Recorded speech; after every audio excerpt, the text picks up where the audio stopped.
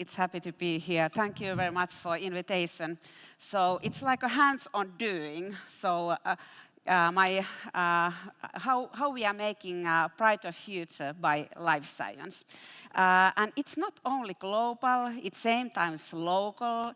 It's not only public sector, it's same time private sector. It's research, universities and companies, and few words about how we are making this brighter future. It's collaboration, cooperation, partnership, PPP. So those are the key words. And when we are looking about health sector, and it's the fastest growing industry in the world. Europe and Finland, we can be the most innovative continent if we want, if we are going to do it together.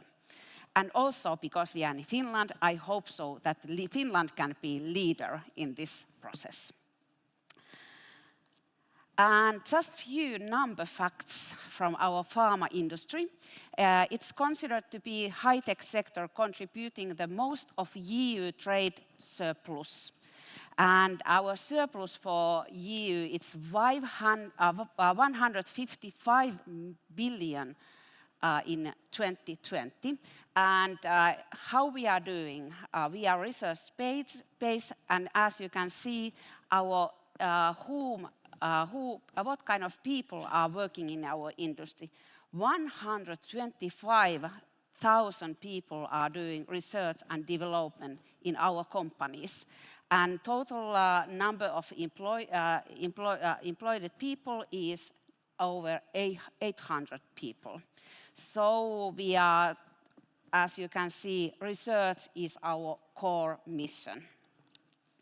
And not only that it's core mission, I just take this one picture, what kind of industry we are. We are the most research-intensive industry. You can't find any other industry who is such a intensive research-based industry. 15.4% of our net sales are put to the research. And not only for, if we are looking like a societal point of view, our continent is asking how we can have high productivity industries. Pharma industry is that. If we are looking like what has been happened last 10 years, our productivity has doubled. Also, our value added to GDP has been doubled. And these are Finland's numbers. As you can see, other company sector has been just like a stable. So this is high, I can say this is really interesting area for our societal point of view. And also when we are looking like a national economy, operating profits has been increasing, and also share of research and development people, they have been increased in 10 years, 9 to 14% of net sales and headcounts. And not only numbers, it's whom we are doing. We are doing this for people. We are doing from our heart. All our people and you, we are doing from our heart to giving hope for people long and healthy life. But are we on the call? Do we have something to do? Yes. I have to say that we are just starting our first steps. We haven't seen what will be our future yet. We have many challenges to tackle. COVID-19, as Olli saw just like a few minutes ago. And if we are looking antibiotic resistance, do you know, it's the next coast looking from corner. And World Bank has estimated nearly 10 million people will die if new antimicrobials will not be found. So pharma sector has been committed to fight and tackle these problems. There has been made a 1 billion fund to do it in our global organization. And not only AMR or COVID, we have aging continent. Finland is aging population, so dementia cases will increase. And why this is important? There will be high pressure for our healthcare system if we can't find new diagnostic systems, if we can't find new treatments, if we can't find a solution to tackle this. And not last, there's also cancer.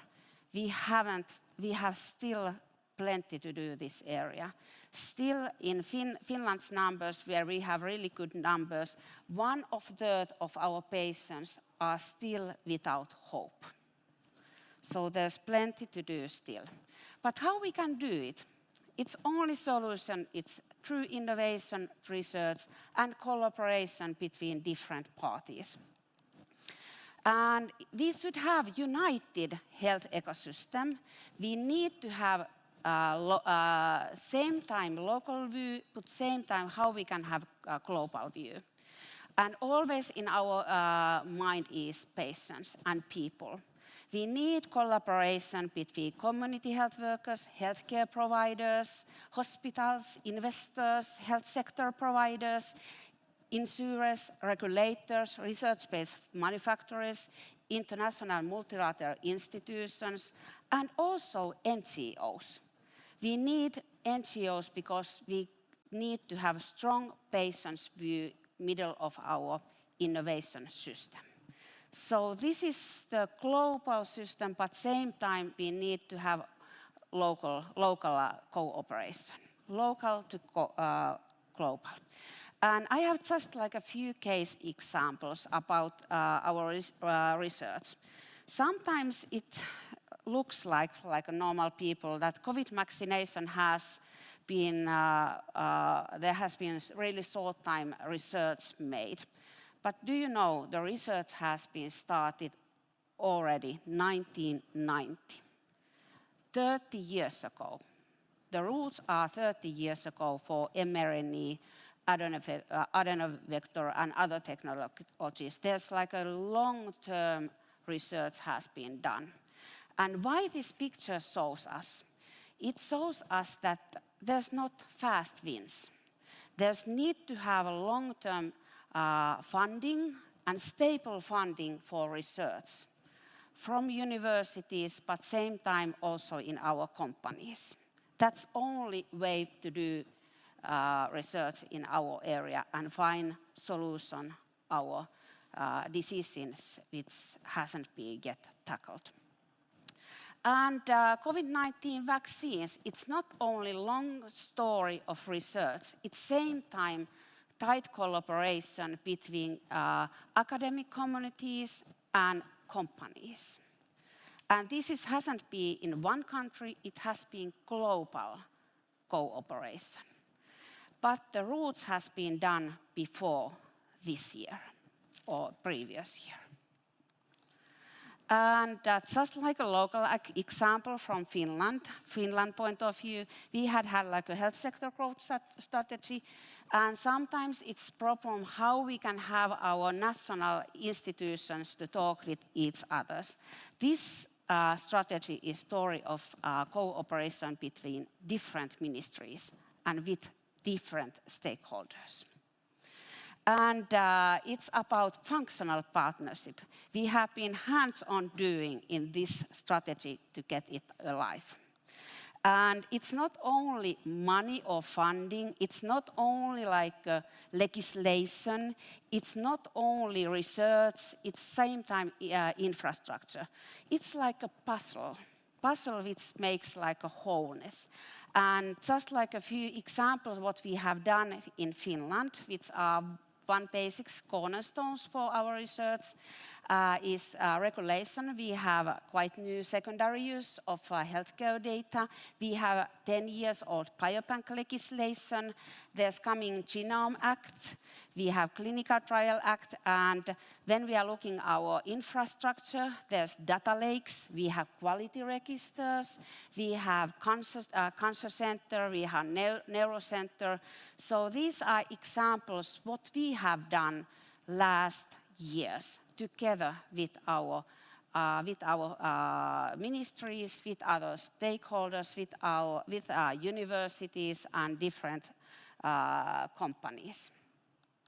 And one case example how this is not only like a health sector companies or operators. This is case from EU and IPSE, and under IPSE there's one area which it's called smart health, which is person-centric value chains. As this picture shows, it's not only pharma companies, it's not only health tech. Same time, we need to have other companies to do with us this work, from startups to stabilized companies. We need cyber companies, we need data warehouse companies, we need telecommunication companies, we need to have companies who are capable to handle mass of data. We need computer companies, we need software companies, we need hardware companies. So these are examples that we need different kind of companies outside of health sector companies. And I hope that we can do this together, and I believe it. Because healthier future, but also preparedness for future crises is created collaboration. And I think so we can do in our area, and we can combine different areas together. From startups, universities, and stabilized companies. Thank you very, very much.